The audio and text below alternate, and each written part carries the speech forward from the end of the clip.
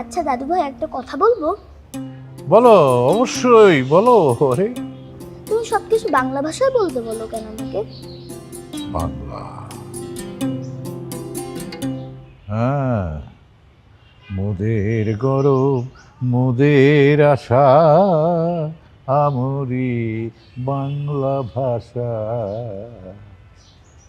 বাংলা আমাদের মাতৃভাষা, মায়ের ভাষা। এই বাংলা ছাড়া পৃথিবীর অন্য কোনো ভাষায় নিজেকে প্রকাশ করা যায় না।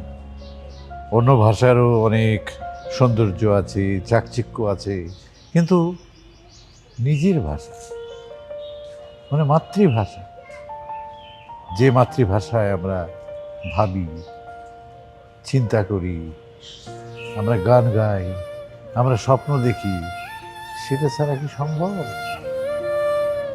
সম্ভব, হ্যাঁ। কাজেই চলো। আমি না তোমার কথা মাঝে মাঝে বুঝি না। বুঝো না? না। হ্যাঁ, শোনো, একমাত্র ভাবনার স্বাধীনতা দেয় ভাষা। ও, এটা কঠিন হয়ে গেল না? আচ্ছা, হা হা হা হা হা হা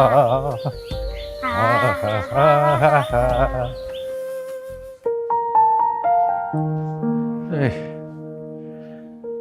অসব এখন কেমন লাগছে? আগের থেকেও খারাপ।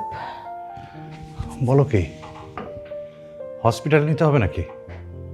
না, হসপিটালে যেতে হবে না, 2-1 দিন রেস্ট করলে ঠিক হয়ে যাবে। কি বলো তুমি? আরো 2-1 দিন? উফ, একদিনে আমার যা অবস্থা। দেখো, এত কষ্ট করে ডিম ভুনা করলাম, কেউ খেতেই পারলো না। লবণ ঝাল নাকি কিচ্ছু দেয়নি। না, খারাপ হয়নি তো, আমি তো খেলাম।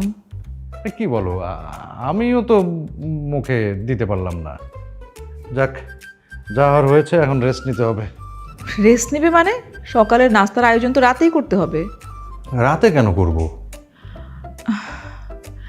আমার শরীরের যে অবস্থা, আমার তো মনে হয় না যে ভোরবেলা আমি উঠতে পারবো।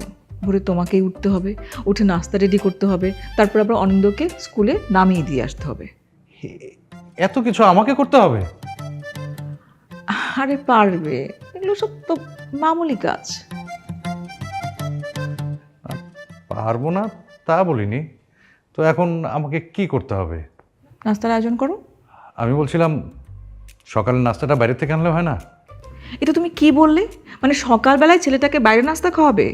ওর পেটে সইবে? তোমারও তো শরীর খারাপ করবে।